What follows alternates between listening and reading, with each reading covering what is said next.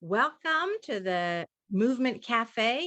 David Teel is with us, and he is the director of Laity and Leadership at Discipleship Ministries, and is a writer, editor, and Christian educator in Nashville, Tennessee. He went to Vanderbilt Divinity, so if we want to have a seminary slap down here, that's where he's from. He served churches for 15 years before joining Abingdon Press as the Covenant Bible Study project manager and academic book editor. And of course, there's a lot more to David than that, but I'm just going to kind of pop through a little at a time. On our main page, you can read his full bio. Bob Downs is with us too, and he's a retired engineer and biophysicist. I love Methodism for all the things that we do and get up to. And he is a general board of Global Ministries Earthkeeper, and he attends Christ United Methodist Church in Ohio. He's also the chair of the Creation Justice Task Force in the West Ohio Annual Conference. I don't know if Chris Zinkowitz is with us, but her name will come up. And if so, we'll go ahead and introduce her as well. But she does the United Methodist Creation Justice Tips and very, very active in the United Methodist Creation Justice movement. And we have Jessica. Now I'm going to maybe butcher this last name. Gamache. Is that correct? Gamache. I want to jump in. Yeah, Gamache, actually with the E. Yes, Nice. there is Okay. an accent over the E. Most people don't know how to type it though. Okay. All right. Yeah, no worries. That's perfect. She's a camper. She's comes out of camping and retreat, ministry, leadership, a site management, a nature resource guide. And she has a degree in resort creation management, and parks resource management from Slippery Rock University, which is like the most wonderfully named university I ever heard of. And so that's a passion for her. And she and a co-writer have recently penned a book called Climate Hero, and she's here to share that a little bit with us as well. And you'll learn more about her as we go. And then our wonderful new Creation Justice worship team through United Methodist Creation Justice Movement. They've produced a couple of series now, including the most recent one, Life is Breaking Forth. And that team is Laura Baumgardner, who serves as a pastor of Holler Lake United Methodist Church in Seattle, Washington. And she is also on the board of Earth Ministry, which is Washington Interfaith Power and Light. And this has been a passion for her since being a teacher and moving into ministry. And she's just doing wonderful things in the Pacific Northwest Conference. Then there's Christina Sinks, and she's a clergy candidate for the United Methodist Church. And she is a graduate from Garrett Evangelical Theology Seminary. So again, we got some seminary smackdowns. I know that I'm from Drew, so we got that one. And she's also a member of the Many, so that musical part of our worship is something that she just leans into and is part of her everyday world. And Reverend Tura Foster Gillespie, who is the founder of the Teaching Cultural Compassion.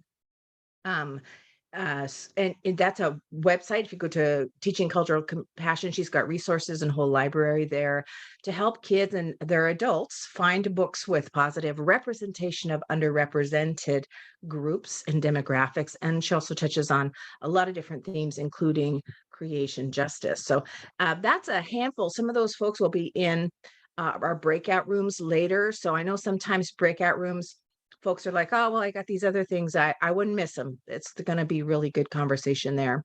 So let me check our schedule. And I think at this point, I'm turning it over to Kathy to Dawn. We have a few agreements that we want to work through just to kind of set the stage for how we talk together and share together during this time together. Go ahead, Dawn. So we want to make sure that everybody that attends these meetings understands this is a safe place. This is a place where we're all together. We're all on the same page and we are all respectful. So I'll really quickly just go through what our expectations are. And one is we're going to strive to begin on time and end on time. We understand everybody's time is incredibly valuable. We're grateful that you're here. So that's definitely one of our goals. We'll take turns speaking, we'll listen carefully, and we won't interrupt anybody who's sharing. Our goal is to learn from everybody and appreciate their experiences and perspectives. Everybody's participation is, again, really valued. If you want to add something to the conversation, using the raised hand tool is a great way to make sure everybody who wishes to speak gets a turn. When you're not engaged in conversation, if you could please mute your microphone so the background noise won't be disruptive.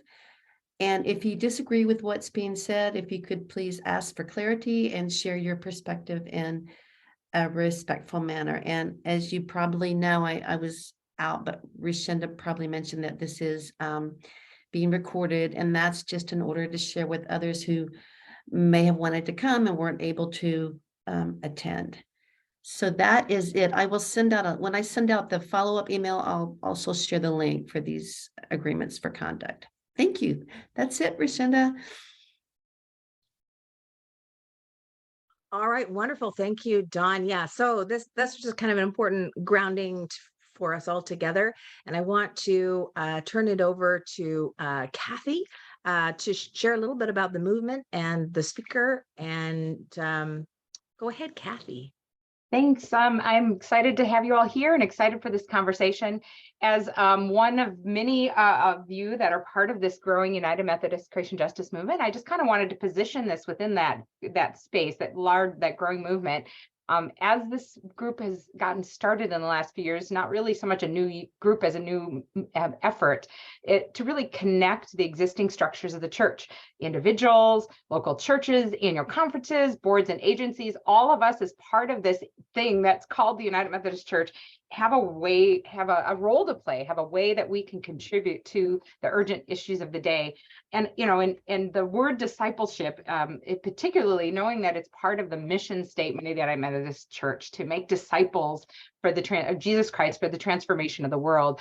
I think that when that phrase, when I was really in the midst of feeling my call to this work of creation justice, really spoke to me as the work that we are doing. And so it was exciting to see that transformation language, that calling people to take action as disciples, that in the very core of our mission statement. So what I'm excited to hear from today is we've been connecting with individuals as Earth Keepers. That was our session in February. And we're also connecting with all of our boards and agencies, everywhere from individuals to these larger groups. And so today we get to focus on all of the good work of the Board of Discipleship that works in so many areas: worship, music, curriculum, camping, children and youth, and so forth. And so and our movement has been working as well in parallel and in connection on building lay servant ministries curriculum, which you'll hear more about, on the worship team and liturgy, which you'll also hear, and on curriculum building for children, youth, and adults. And I know that work is so interconnected with what is happening. So we've been building relationships with David and with others in this call, and look forward to just deepening that through this call today, through this conversation. We're so glad you're here, and look forward to imagining what more we might do together. So I'll turn it back to you, Rishenda. I have a million buttons. Okay, wonderful. So yes, thank you, Kathy. I was thrilled to discover this movement that Kathy had sort of in a lot of ways, we would call her the launcher, the coordinator, the just doing wonderful things, and with so many folks just gathered around that who are just all leading everywhere, and it's marvelous. So really feel so honored to get to be part of this movement. All right, so I would like to now I offered an introduction of David Teel a little earlier, and David, I would love to just kind of ask you to offer what you wanted to offer today. I know you were going to talk a little bit about sort of your story of self, and that might fill in any gaps in my quick introduction that you might want to really make sure that folks know about you, and just want to invite you to share. Thank you so much, Rishenda, Kathy, Dawn, everybody for being so welcoming. And I wanted to tell a little bit of where I come from. And I started thinking about, when did I first sort of awaken to the way we relate to the natural world, right? Did I have a sort of tangible memory? And I'll date myself, but it took me back to the 1970s. We're in a cafe, so we can drink our coffee, right? Or our tea or whatever you've got going there. And in the early 70s, and when I was a kid, I frequently went to stay with my grandparents, and they lived in a place called Wildcat Hollow outside Dardanelle, Arkansas. If you've ever seen True Grit in any version, they talk about Dardanelle and Yell County in that film, but in the middle of nowhere, my grandfather built a cabin, much to my grandmother's chagrin, and I loved it there. They had a big picture window that looked out over a creek, and it was a wonderful place to be. And one time, my grandfather took me to his first cousin's house, who I always call this gentleman Uncle Fred, and he lived to be about 104. And we went over there, and then so I could ride a horse. And so these two fellows who were first cousins during the Depression and grew up in both Arkansas and Oklahoma were walking me on this horse down a dried up creek bed. And it was kind of a drought season at this point. And there was a sound, and it was a sound like I'd seen on the television show Gunsmoke a lot. This was sort of a trope in old Westerns, and it was the rattle of a rattlesnake. And my grandfather turned around and he said, "Get David off that horse." And I just panicked. So I dove off the horse into the dry creek bed of rocks. I was safer on the horse, actually, because the horse was nonplussed and had no problem with it. But then I watched as my grandfather and Uncle Fred with stones killed this snake, but it was about 6 feet long. It was a pretty big rattlesnake. And this being Arkansas, we went to the local newspaper and they took a picture of me standing on like a 74 Volkswagen Beetle holding this snake. But I remember the look in my grandfather's eyes. I thought there would be like triumph, right? When they killed the snake and protected us and did the things they were supposed to do, like in the Wild West. But it wasn't. There was a grief in his eyes at having killed this creature. And I just don't think I didn't have a category for that, but I knew that what happened was not something to celebrate. And I knew there was somehow some ambiguity, or what is it the poet says, nature red in tooth and claw, right? That there was something about our relationship to that environment that was amiss, right? And I don't fault them for doing that. So I mentioned that to say, because years later, I was in graduate school at Vanderbilt, and I was studying with an ecofeminist theologian named Sally McFaig. And Sally became like a second mom to me. We had a really great relationship. She gave me most of her library when she retired to Vancouver and started teaching at Vancouver School of Theology. And but she sort of took me on an intellectual journey that I think started that day on the back of that horse, in the midst of that violent experience of both the beauty of Wildcat Hollow and the threat that we posed to the creatures that were there before us, right? So I'm telling this story by way of that to say that with Sally McFaig introduced me to books and ideas that had to do with how we see the world, how our language affects the way we engage that world and the others that we think we perceive there, and how just feeling differently about it or thinking differently about it is not enough, and there were God reasons why we care. And so today, maybe I'll say a little bit about care. Rashinda, was there anything else you wanted to ask me in terms of that backstory? Doesn't tell you everything, but it does tell you that there's an explanation for my Southern accent. Oh, wow. Yeah. This idea of this little David sort of triumphantly,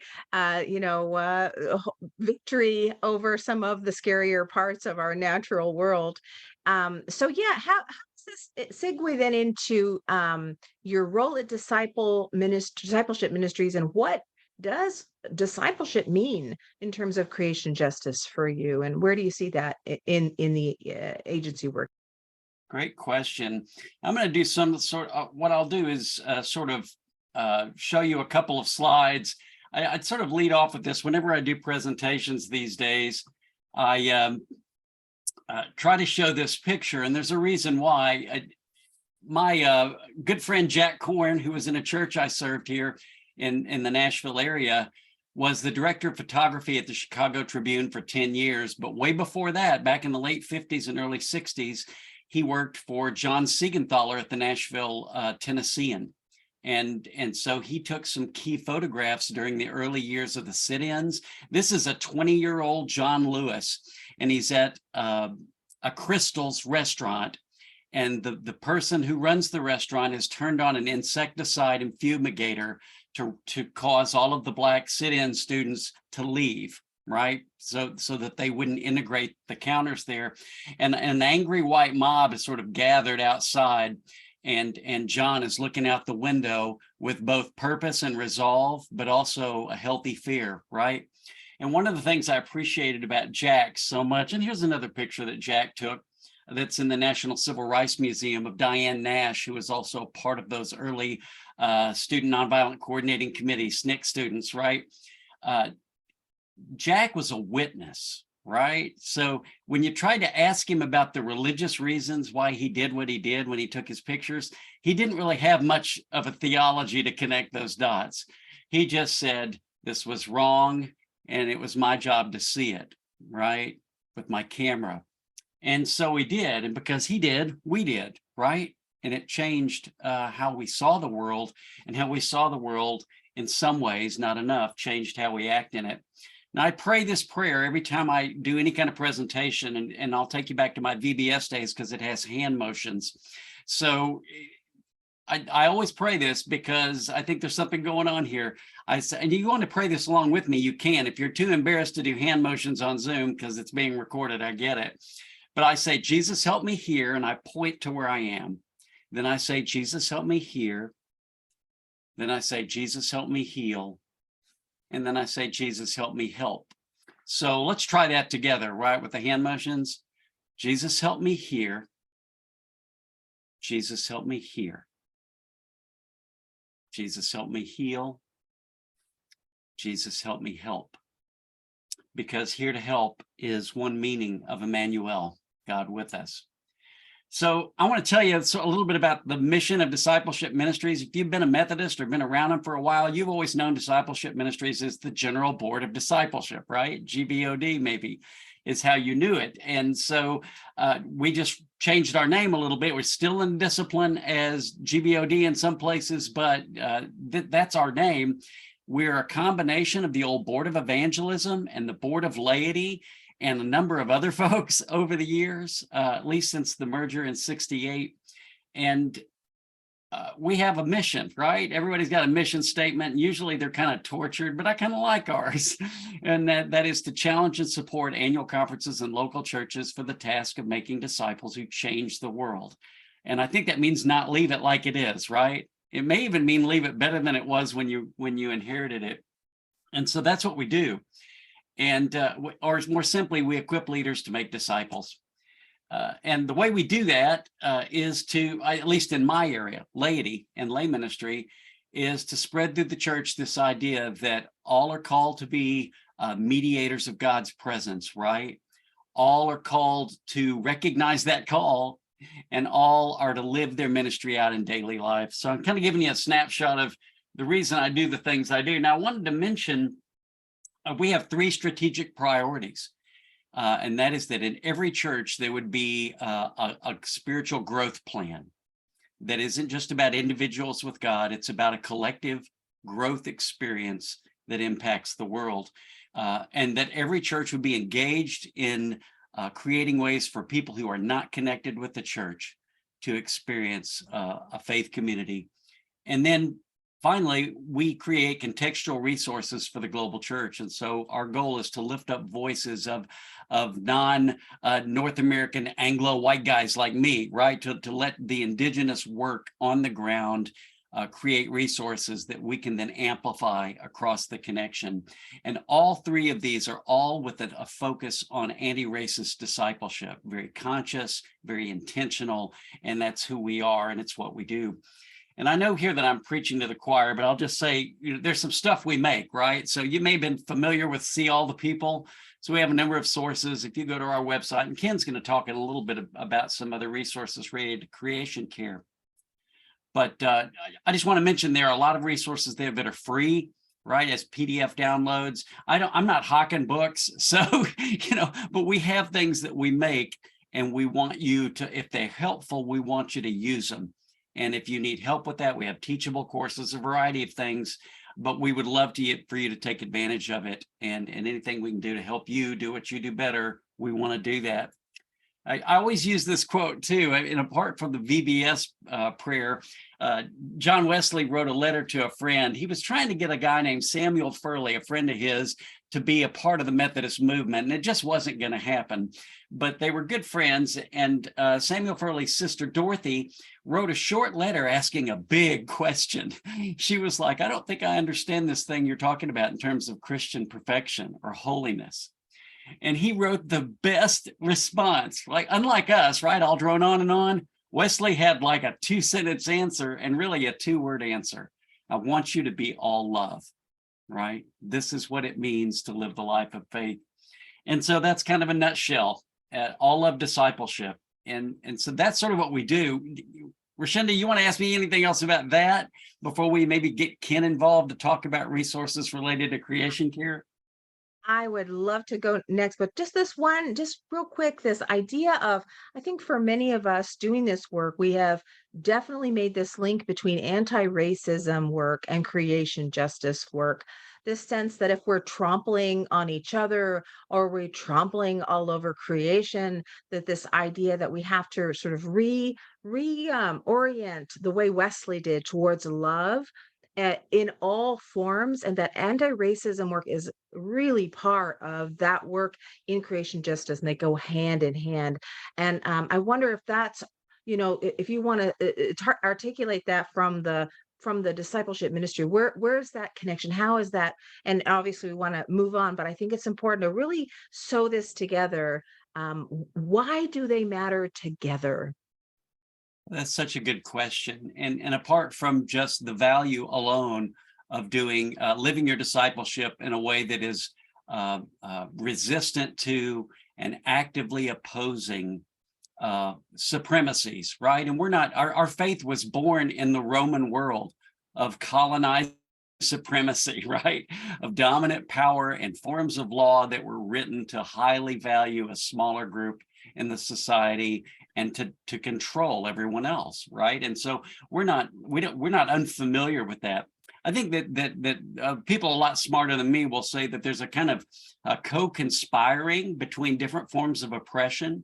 And so not only the food deserts that might be in certain cities because of racial disparities or the lack of access to a beautiful space, a green space, but it's really these interlocking, intersectional, I believe is the way that a lot of scholars talk about it now, but that all of these forms of oppression are related to each other. And they're usually a part of a larger, if not seamless, almost seamless dominant supremacy. So in my lifetime, that's been white supremacy, and for most of us, right? So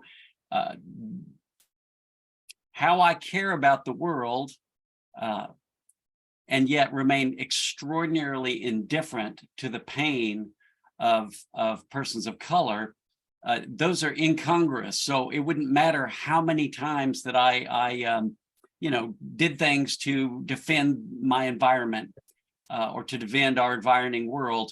If I did not care about the suffering of Black, brown bodies, then I would be missing this big key, and I'll probably fail in my creation justice work, right? So I think they're all implicated in each other. And again, the like I said, people smarter than me can help untangle some of that.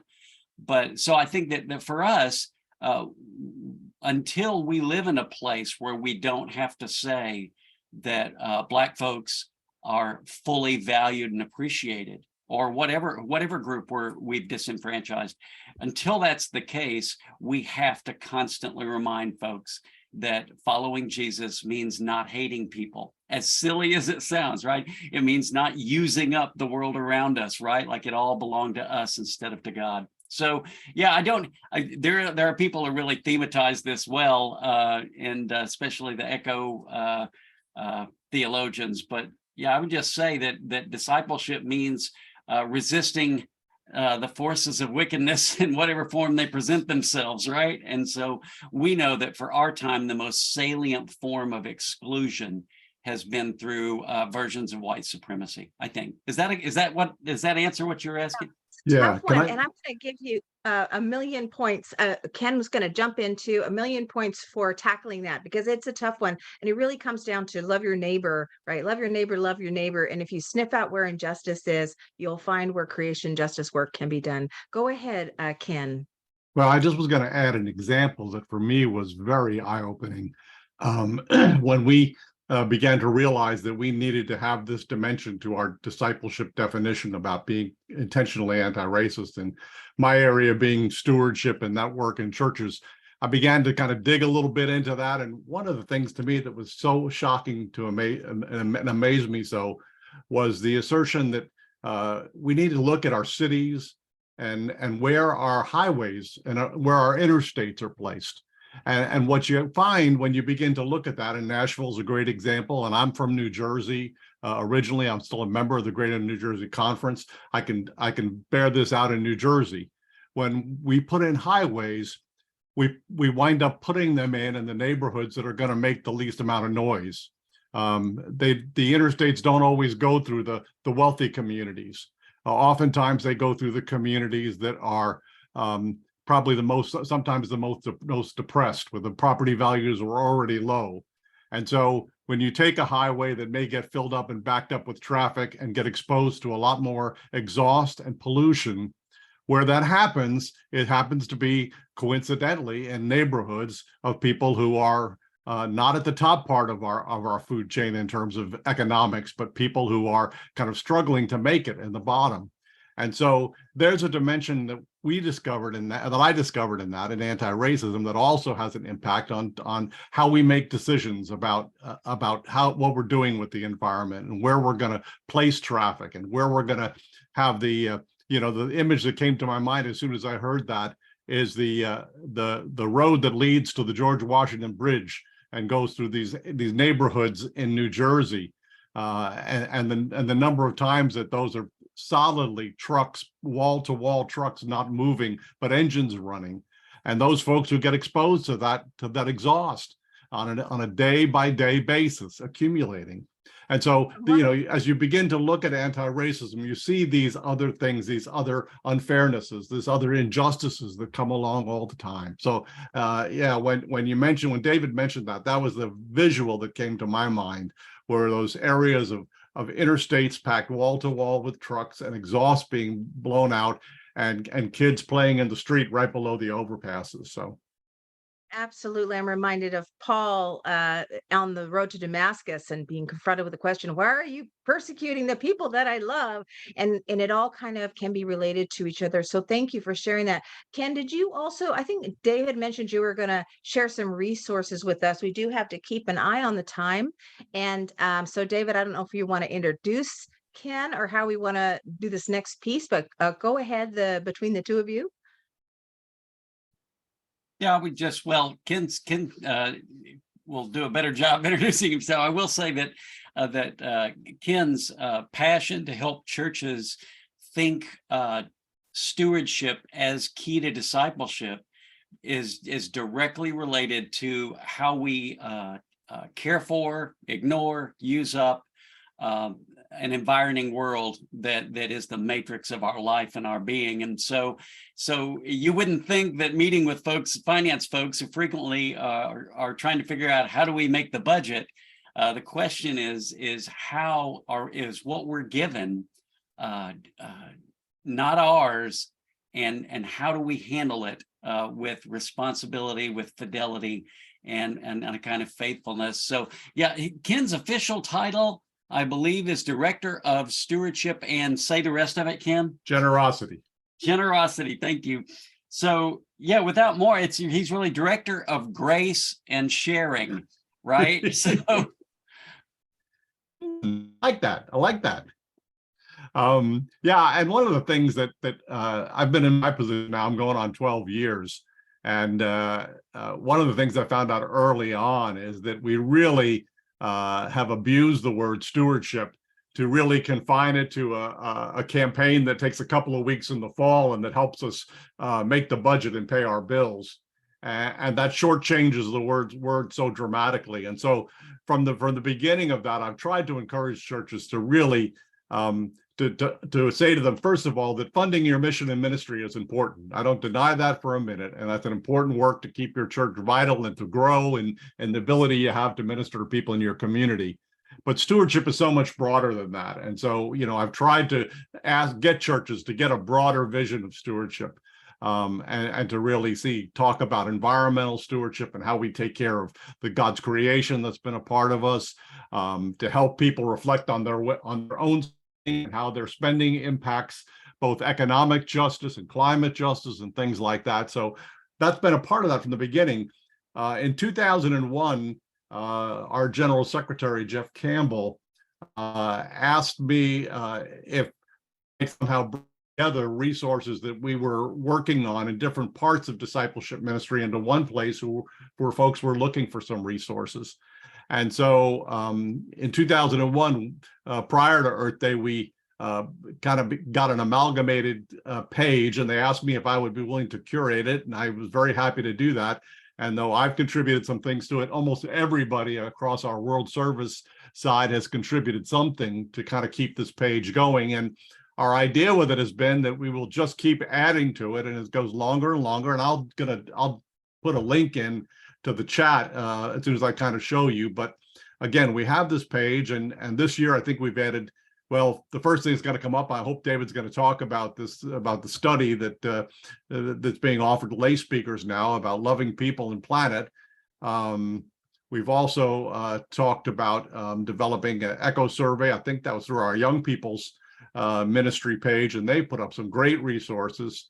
And inviting a child to be a climate hero is from Jessica's book that she co-authored, and is a great book, and we highlighted it last time in our newsletter, our stewardship newsletter.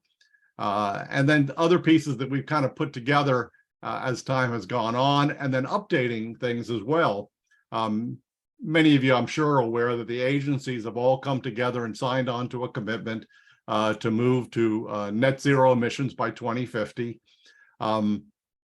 Our wonderful late General Secretary Junius Dotson, who we miss dearly, and was taken from us too soon, made this decision in the midst of the pandemic, when we had been told to work from home, that it would really become the permanent way that discipleship ministry would do their ministries. And one of the reasons he cited for that was the fact that we did not need to be continuing to contribute to the emissions caused by our commuting back and forth, when we were very able to do our work from our home and from remote locations. And many of the other agencies you may be aware of have taken the same position, have moved their employees either to fully working remotely or to working in a hybrid way. We are using less buildings here in Nashville where we gather. And so we're not heating as many structures and making contributions in that way. But there is a group, an interagency group, that comes together to monitor and record how the progress that we're making along that. So this story that I'm highlighting right here on the screen has a link that goes to the 2022 update that they did from their gathering together when people began to report in on their progress on that. We have toolkits that have been offered from a variety of folks. Again, building use suggestions that can be made, worship resources, music resources, children's messages. Again, other work that's more ecumenical that's been done with children, just a variety of different things. And we will just continue to offer these. And Scott Hughes, who is our Associate General Secretary and was our leader for adult discipleship, kind of pioneered the idea of leading churches into courageous conversations, and has adapted that material around a variety of issues: anti-racism, Christian nationalism, also around climate change. And then Chris Wilterdink, who's David and my team leader and works with our youth and young people, has adapted it as well for courageous conversations with youth around climate. And so again, I invite you, I'll put the link in to look at what we have here. If you have something that we should be sharing, this is not just, we're not just limiting this to things that discipleship is offered. We're not trying to be in competition with Church Society, who really has this very clearly handled so well in their portfolio. But we also want to be able to understand that we all need to be producing resources for whatever needs, whether it be worship needs or stewardship campaigns or working with young people and children. And so we'll continue to kind of keep populating this page. Again, if you have ideas for us or things we haven't touched on, I would love to hear that from you. And I'll put my email address in the chat. David, you want to say something about the course? So yeah, I want to segue to that. First of all, though, I do want to say that I think for some people coming to this space, either in recording or here, that some of this might be surprising to you. Some of Ken just used the phrase Christian nationalism.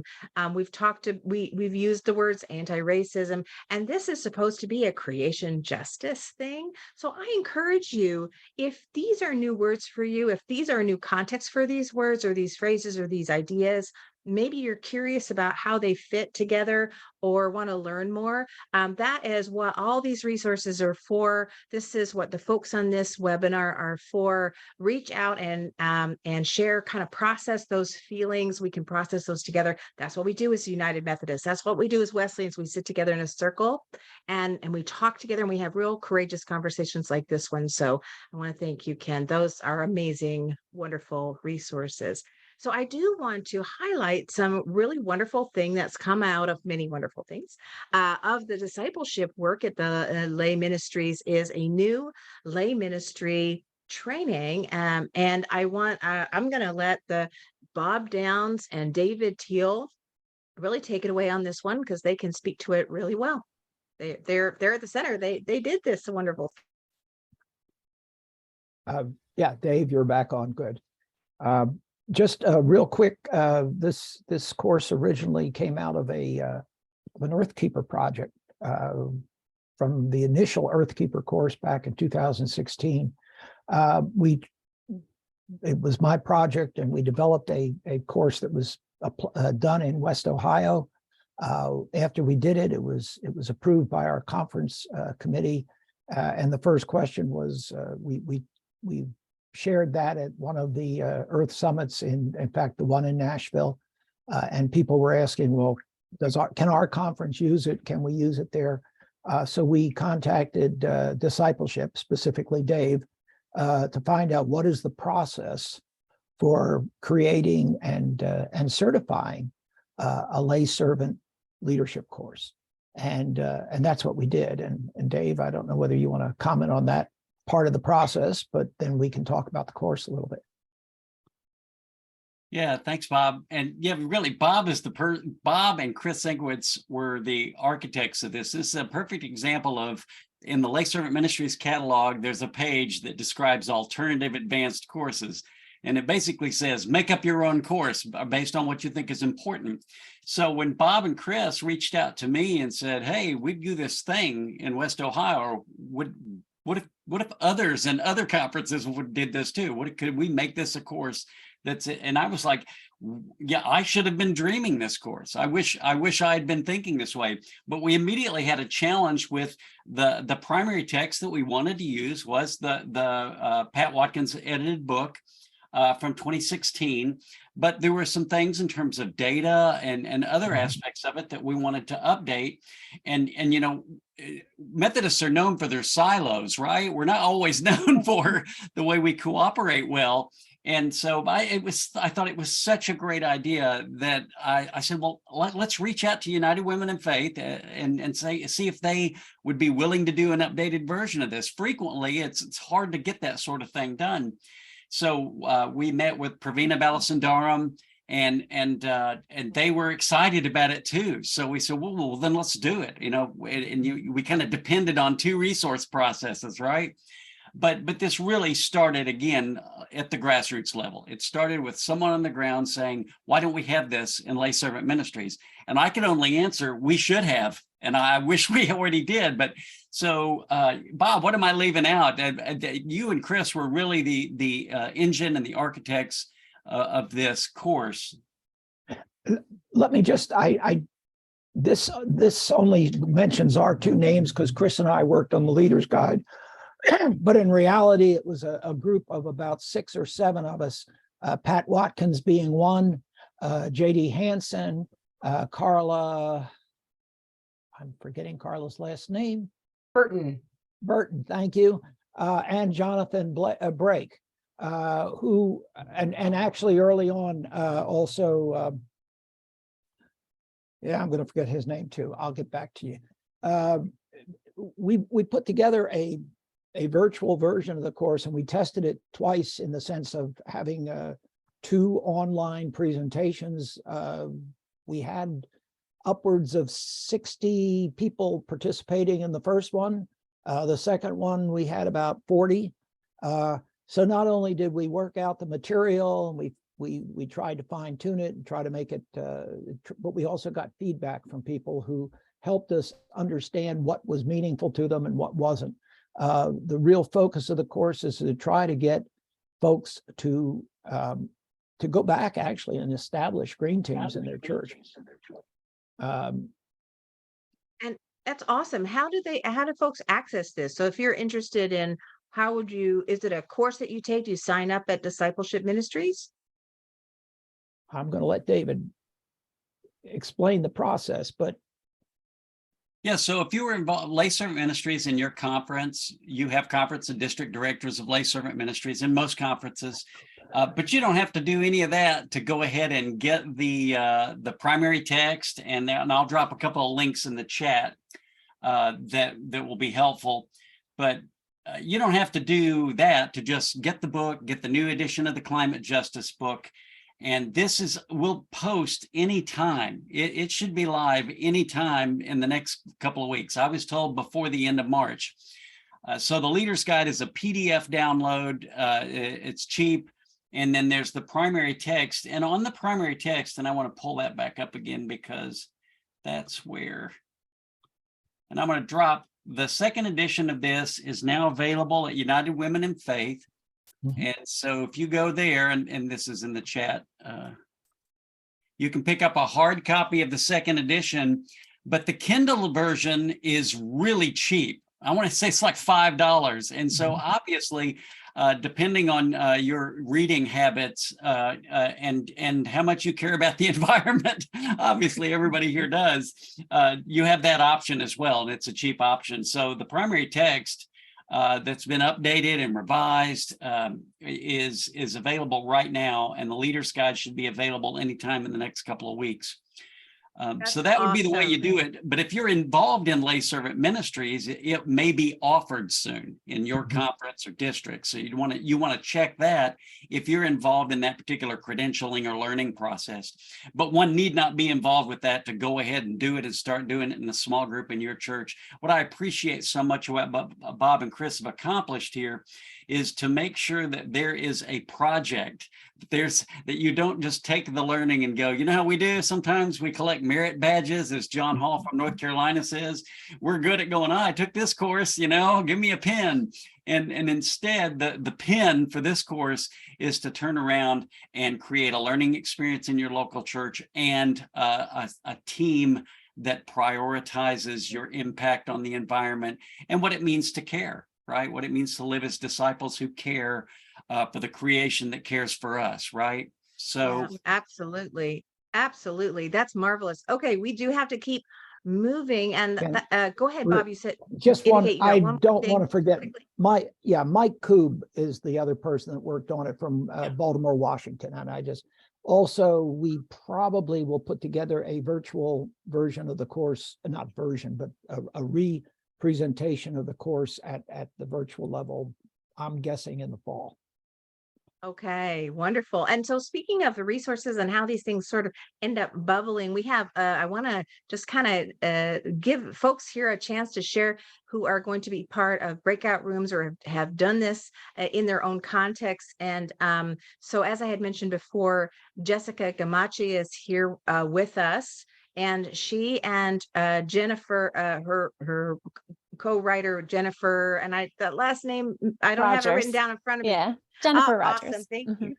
So go ahead and share about that book if you're ready to do that. Sure, absolutely. I'm happy to. So this book was a it is a way for young people to begin interacting or interact in a new way with their environment around them.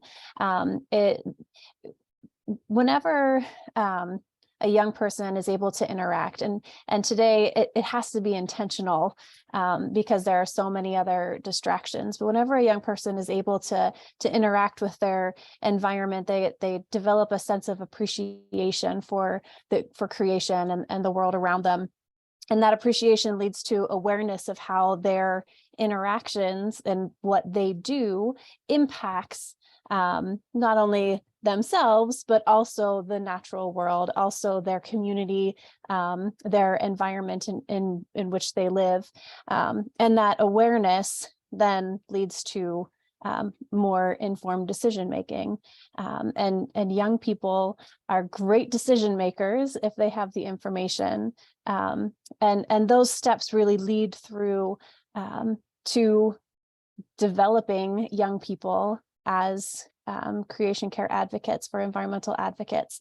And so what the book does is it gets kids hands-on in their natural world. It starts off with a simple invitation to be outside, whatever your ecosystem is in which you live, whether it's an urban environment, a rural environment, a suburban environment, but just to get outside and observe.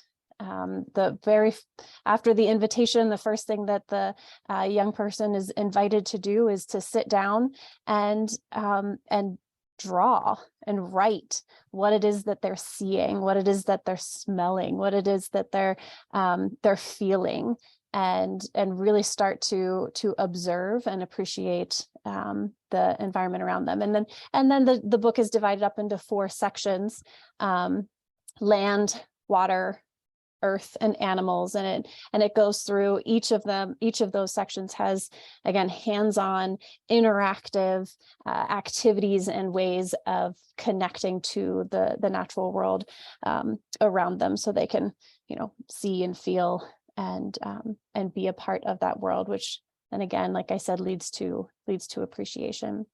The book is really a continuation. So I like Rashenda mentioned, I work in camping. I'm the executive director for our United Methodist Camp and Retreat Ministries Association. And the ministry of camping and retreats, what part of the heart of what we do as camp leaders is we get people outside of their normal environment, outside of the influences of society, and into a wholly separate space where they're surrounded by creation. And it's in that atmosphere, it's in that environment where folks can truly let go of the pressures of society and focus in on who they are to be, who they're supposed to be, who they are as a disciple. And that's a mini version of what this book is, or that this book is a mini version of that. There's a term, sumatanga. It's a Sanskrit term that they use in the Himalayan mountains, and sumatanga are these notches that are cut out in the rock face. And so as a traveler is hiking along a trail, they come up to one of these notches, these places of sumatanga, and they're there so that the hiker can rest their pack without taking it off of their back, rest their pack, and then like dip down a little bit, and it releases that pressure off of their shoulders. So it's a place of momentary rest. And that's what camping is. And that's what interacting with this book is. It's a moment of rest where the reader, the young person, can shift their focus from television, homework, bullies, hunger, whatever it is that's in their life, and they can shift their focus into being aware of what's around them. So that's what the Climate Hero Handbook is. That's marvelous. I love that. That's sort of reaching into the experience to build appreciation. And I sure learned how important that is in all my lessons with Tura Foster Gillespie. who introduced me to this idea that we have to build appreciation first before advocacy, because I tend to jump into advocacy and everybody's going, wait, what are you doing? So that's a help to me. My goodness, what a gift you've done there. So we're readying for breakout rooms, and leaders for our breakout rooms will include our worship team through United Methodist Christian Justice Ministries. And I want to turn it over to Laura for a few minutes to kind of share a little bit about worship. What's worship and creation? I think Christina's going to start us here. Yeah. Thanks, everyone. Sorry, I've been off camera eating some lunch. As mentioned, I'm a deacon candidate in the California-Nevada Conference, and glad to be helping lead our worship group, which is kind of new, and we're just kind of starting out and seeing what we're interested in. I thought I'd answer the question we were posed really quickly about why we see worship with creation as part of discipleship. And so for me, that's the understanding that when we worship, we're practicing how we want to live out in the world. And that's what discipleship is. And so making sure that our worship is aligned with the best of our theology and the best of our understanding of how to interact with creation is something that's really close to my heart. And so we're excited to announce, as part of our work with this worship group, our first real big project is a wonderful worship series for Easter that Laura is going to tell you about. She's done a really wonderful job heading that up and pulling together resources from a lot of our members and friends. Thanks, Christina, and thanks for your leadership in getting us to get organized and get this done. So yeah, like Christina said, we have a 6-week worship series that centers around Earth Day and really focuses on the gospel text and the lectionary for those 6 weeks between Easter and Pentecost.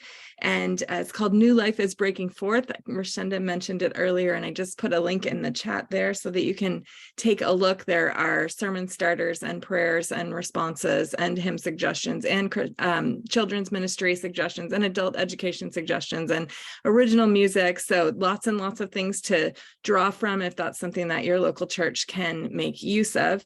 The themes for the season really focus around how we are part of a global community. We are not separate from it in any way. And so that leads us into a focus on justice and how we can build a global community that is centered on justice and peace. And so really getting to that transformation part of discipleship. And so we'll talk more about that in our breakout room. And I know we're trying to move into those quickly. So I will turn back the rest of that time. I think we have a few more people to hear from. Thanks, Rashenda.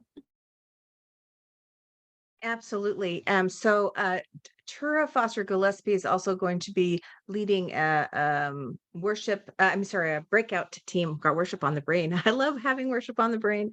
And Tura, do you just for a minute want to kind of sort of say hello, and so folks will know you a little bit? Yeah, so I am a provisional deacon from the Northern Illinois Conference, but currently located in Washington, D.C. And so my ministry, teachingculturalcompassion.com, works with diverse picture books and getting those, even though they're secular books, into our faith-based education so that there can be better representation in our churches. And as we've talked about all of this just in the last few moments about intersectionality and getting some of those really best environment and climate justice books related to our faith, because we have this wonderful book by Jessica, because there was a hole where our faith-based education for kids needs to intersect with our climate justice and why those two things go together, to explain that to our kids. So I am super excited that she has written this book and that I can lean on it as well as the rest of you can lean on it. But I also have some ways to connect even those secular books for our youngest disciples as well. And you'll see some of that in the worship resources also. That's wonderful. So Bob, you're going to be leading a breakout room as well to speak a little bit. So yes, Bob, can you just share what kinds of things you might want to talk about there and share together in that room? Sure. I mean, for one thing, all the different ways that through the discipleship and creation care intersect, I think are, you've heard bits and pieces of it We certainly, I know Pat is a proponent of the season of creation, and hopefully we'll be developing material for that coming up in September. So yeah, I'm willing to also answer questions about the class if people have questions about that too. Wonderful. Thank you, Bob. And yes, the worship team actually did the seasons of creation for last year. And I've already got my beady eye on this next year too. And I'm sure Laura does too. I see her nodding and smiling. So so yes, I think there's some good plans ahead, and permission giving in a really big and wonderful way for this work is just really spreading throughout the denomination. And I see Christina has a thumbs up there, and she's got so many gifts in this direction. It's really wonderful. All right. So Don, I want to check in with you to see if our breakout rooms are ready to go. They're ready to go. Okay.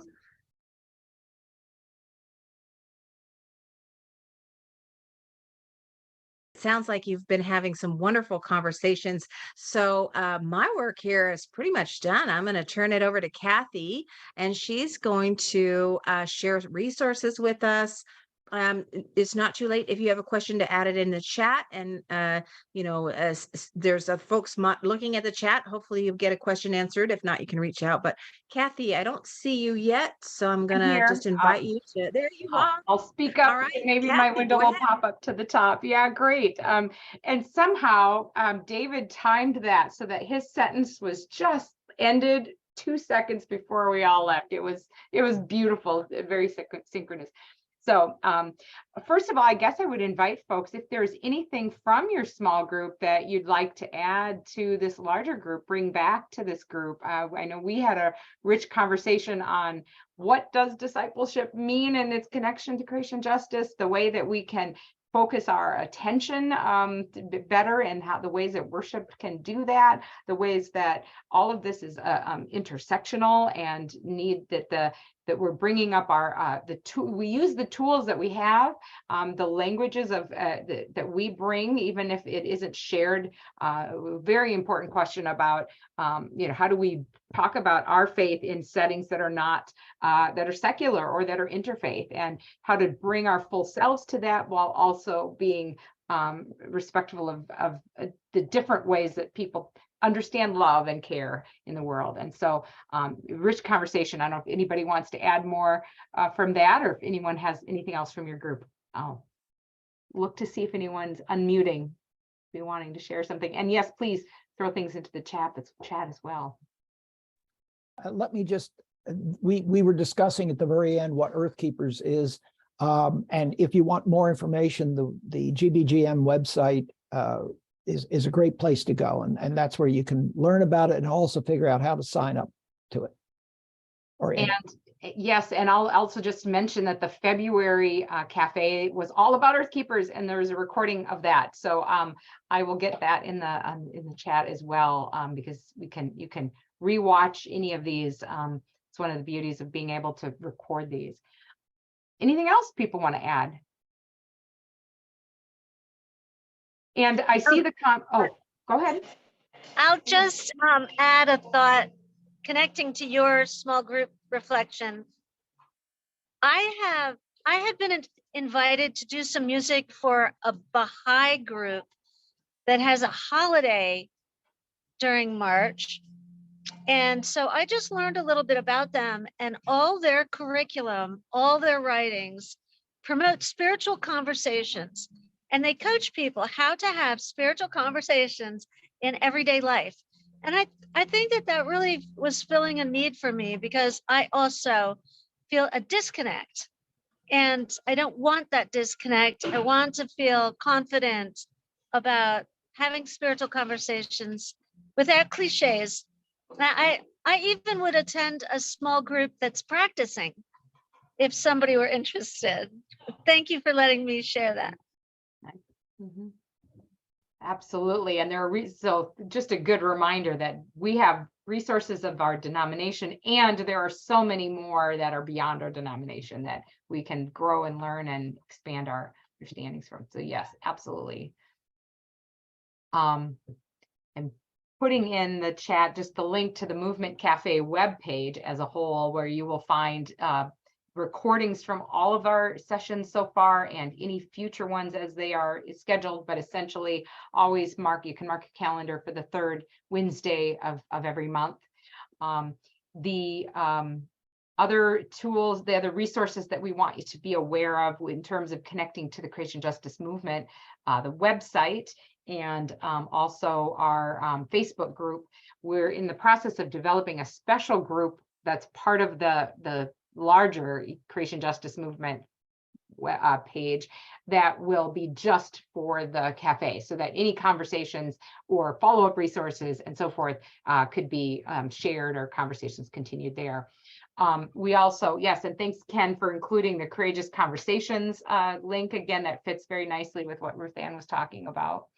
In terms of the Creation Justice Movement, there's our monthly newsletter that comes out at the top of every month, and you can find the previous issues as well as the March one that did feature many discipleship resources specifically, and then our Creation Justice Tips, which comes out kind of mid-month, that is also available to sign up for those. It's been shared a couple of times, but I want to add that again, that the worship resources that were talked about available on that website, and the Earthkeeper network that was talked about last month particularly, but is open to all of us, is just another good place to connect with others who are doing this work. So I think, let's see, and we do have quite a few of the Discipleship Ministries resources as well, and our intention is to follow up with an email and for things to go out through our newsletter as well. So look for those to come. Hopefully they're all in the chat as well, but nothing will be lost. If you just can't find something and you need it quickly, reach out and we'll find it for you. I think I'll turn it back to I believe Dawn is going to close us in a closing prayer. That's right. Anything else you wanted to do, Rashinda? Okay.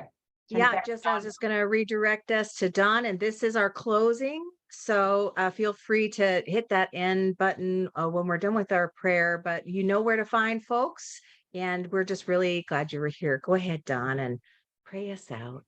Yes, thank you. And before I pray, I did want to thank everybody who came and spoke. David was wonderful, and everybody else who spoke. I learned so much, and it was really helpful.